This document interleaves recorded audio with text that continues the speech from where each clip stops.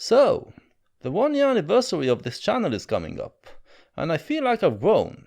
Really grown. Grown too much for this old skin, in fact. You wanna see how much I've grown? Check this out.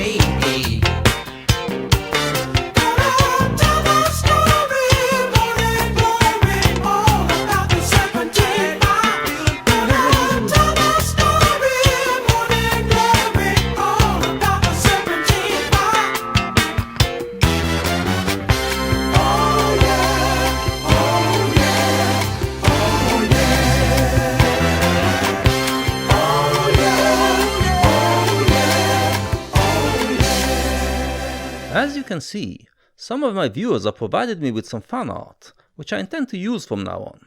I would like to first of all thank them for it, and secondly encourage others to do the same. Alternatively, you can support me on Patreon, and help the channel grow even more. We are approaching the 5,000 subscribers milestone, and you know what that means. It means that this channel is heading up, baby. Heading up to the toppermost of the poppermost. In fact, if each and every one of you got just 10,000 of your friends to subscribe, I'll be able to challenge PewDiePie for the YouTube crown. Let's make it happen. When I first asked for your Patreon support, I told you that I'm planning bigger projects than what I did before. This video is a heads up for an upcoming project of the sort, which will deal with the subject that is my actual expertise, pop culture, and pop music in particular. I am launching a project called The Story of Psychedelia, which will tell the story of psychedelic music, the hippie subculture in the 60s.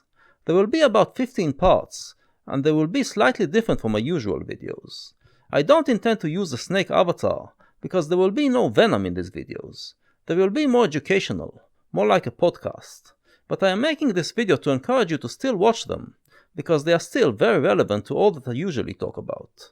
In many ways, what happened in the 60s affects what is happening today, and if you want to understand our period better, this series will help you a lot. If you want to see a little of how I bring music, culture and politics together, check out my video on cultural appropriation, if you haven't already. It's one of my best videos, and I think it deserves more views than it has. It is also a cause of worry for me, since despite its use of copyrighted material being unquestionably fair use, it still got blocked in some countries. So you may not be able to see it, and in that case, check out the earlier version, which is exactly identical except the shittier quality, and yet was not blocked. That's YouTube for you, and I'm bracing myself for trouble with this new series. I expect to go through lots of copyright battles while doing it, but I believe it will be okay. One reason I feel this series is relevant to our time is the similarities between the hippies and this shitload community that we have going today. The hippies are generally remembered as a bunch of left-wing tree huggers, but that's not what they were originally. Originally it was a convergence of youngsters from the left and the right, who rebelled against what they saw as the hypocrisy and corruption of the old political game, and wanted to create something new. This explosion drew in people from every corner, each bringing in their own unique convictions and talents and creating a sphere for new ideas to grow. They were willing to entertain every idea, and to engage even with some extreme views, in the same way that our sphere does. I am all in favor of this attitude, but we will see where it led to in the 60s, and I'm warning you already that it had some bad results. So why are the hippies remembered as leftists? Well, the late 60s did indeed bring the rise of the radical left, but it wasn't the hippies. It actually came from students, who took a ride on the rebellious spirit of the time, incorporated it and infused it with Marxist dogmas. We are going to discuss this, and all the bad things it led to in the 70s. And we are going to talk about how those ideas, which kept infesting in the academy, led to the rise of today's social justice ideology. Such is the fate of these rebellious movements. The power is eventually incorporated by the same people that they rebel against. All those ideas that were so fun, original, liberating, and uplifting in the 1960s are now felt as sanctimonious, irrational, and oppressive. That is the price of winning, and this is what is going to happen to our movement as well. But lest that makes you despair, I want to show in my series that in the process, the world does become better. Yes, history repeats itself, but it also progresses. It just doesn't progress in the way that we've come to expect. So even though most people realize that things do get better, a lot of them still think that reality sucks because it should have been even better by now. All those people who are saying, "It's the current year, why haven't we outgrown this by now?" are people who have bought the myth of linear progress, achieved by the human mind adopting ever loftier values and leaving its barbaric origins behind. However, when you look into history, you realize how chaotic it is, how ridiculous it is to expect things to improve so quickly. Progress is usually achieved after a violent clash of ideas, which eventually leads to a balance that is slightly better than the previous balance. One such clash is the one that we are experiencing right now, and reliving a previous clash can give us some perspective on it. One thing to learn from it is that we shouldn't look back at history as if it was linear, something that I hear a lot of people doing in the current online debates. Take the issue of women's liberation, for instance. Too many people are treating it as if it was a linear story, in which women gained more and more freedom and power. In this worldview, the 1950s are described as a time when women were so oppressed that they were taught to stay at home and be good little housewives, serving their husbands so the latter could go out and live the real life. But if we go back and look at how the people of the time saw it, we will realize that many people living in the 50s actually felt like they were living in a matriarchy, which oppresses men and puts women on top. How can that disparity between the perspectives even be possible?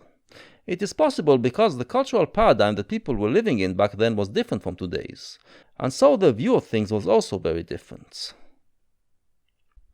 In the 1950s paradigm, the family was perceived as the center of life. It was the basic unit that society was built on, and the focus was on creating healthy families that will produce wholesome citizens. The woman, seen as the nurturing gender, was therefore to be the one who is in charge of the household and of raising the children. Men, who were perceived as having an individualistic nature, were demanded to conform, to go against their nature and get married, and then go out and work hard to provide for their families. Those notorious housewife manuals, that today we read as instructions for wives how to serve their husbands, were actually meant as instructions for them how to tame and domesticate their husbands, and make them family men. So, you can see why many men felt like women were the ones in charge, while they were the ones being oppressed. I'll mention just a couple of cultural artifacts that preserve that feeling for us. The 1955 movie Rebel Without a Cause is a seminal 50s movie, the film that turned James Dean into an icon of youth rebellion. Today it is remembered mainly for Dean's performance, but go back and look at what the movie is trying to say, and you will realize that it is a scathing attack on the matriarchal family structure. The lack of masculine father figures, according to the movie, is messing up the kids and makes them grow up confused and desperate. The other work I'd like to recommend is a book written by the original hippie himself, Ken Kesey. Published in 1962, the novel One Flew Over the Cuckoo's Nest uses a psychiatric ward as an allegory for the matriarchal society, represented by the nurses in the ward, that is robbing men of their masculinity and of their spiritual prowess. This book was turned into a movie in 1975, and it is a very good movie, but by then the paradigm changed, and the theme of matriarchy is played down. The novel, however, is essential to understanding what Kesey did later in the decade, and why he basically launched the psychedelic movement. This will be discussed in the series. But don't get the idea that I'm agreeing that 50s society was a matriarchy. In many ways, it sucked for women as well. We have to remember that this idyllic picture of family life, where the woman is a nurturing housewife and the man is the provider, was created in the 19th century, in very different conditions. Before the availability of electricity, tap water and other inventions, most jobs were too physically hard for most women to perform, whereas housework was a full-time job.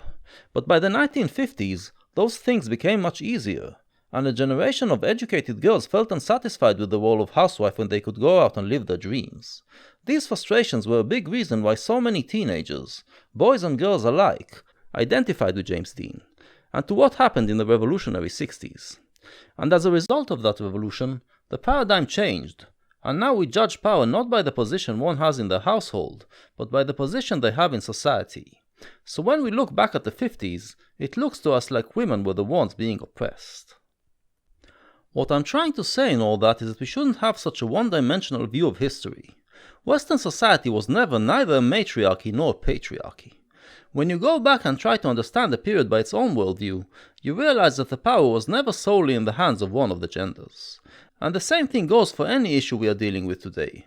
Its history is a lot more complicated than is usually being portrayed. So when I take you back to the 60s, I want to tell the story through understanding the problems that the people living back then were trying to solve, and the dreams that they were pursuing. This will give us better understanding of how some of the problems we are dealing with today emerged. Another message I want to convey is that we should enjoy this moment we are having. A lot of people who went through the 60s didn't realize how much fun they were having until it was over. The fight against the regressive left has produced a sphere that contains a lot of creative, funny and intelligent people, who are inspiring each other to create a lot of great material. What we learn from history is that the good results of what we are doing today will be felt only 2-3 decades from now. So don't expect immediate victory, but focus on the process itself. The important thing right now is to enjoy it while it lasts. Finally, I also see parallels between what happened in rock music in that period and what is happening lately on YouTube. One of the effects of psychedelia was that rockers started to play more extended pieces, and started to think in terms of albums instead of singles. The music industry adopted the change, and started to promote album-oriented rock. After a while, rock fans realized that this change sapped all the fun out of rock and roll, and the result was the punk revolution, which brought it back to exciting 3-minute singles. YouTube is now undergoing a similar process, where the site prefers and promotes longer videos. This is not what YouTube should be about. It should be about those short videos that go viral and become memes. YouTube is not as fun as it used to be, and I give it 3 to 4 years before we see the comeback of the short viral video. But hey, in the meantime, it is about long videos, which means that creators like me get to benefit, and I intend to make the most of it. A new series are coming, and I am planning even bigger projects in the future. If you want to help me, you can do it by becoming my patrons. I will need your help to keep up the current pace, so please consider it.